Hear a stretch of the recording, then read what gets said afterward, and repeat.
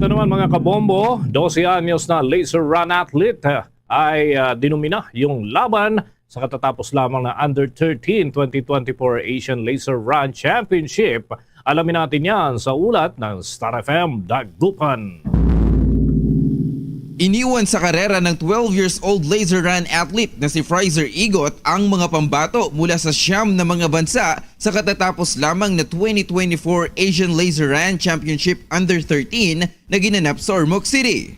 Natapos ni Igot ang race sa loob lamang ng 4 minutes na binubuo ng running and shooting events kung saan siya ang nakasungkit ng gintong medalya. Sa eksklusibong panayam ng Star FM Dagupan kay Igot, ibinahagi nito na bilang isang mag-aaral at atleta, hindi ganun kadaling pagsabayin ng academic schedule at pag-iensayo, ngunit nagagawa naman anya ito ng paraan.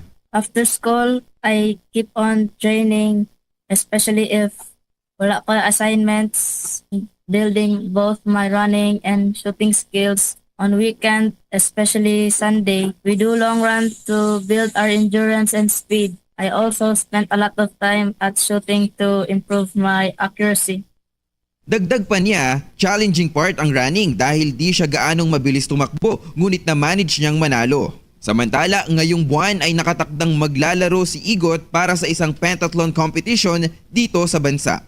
Yan ang balita mula rito sa Star FM Dagupan para sa Bombo Network News. Star DJ Bobby nag-uulat para sa #1 and most trusted radio network in the country, Bombo Radio Philippines. Basta Radio, Bombo!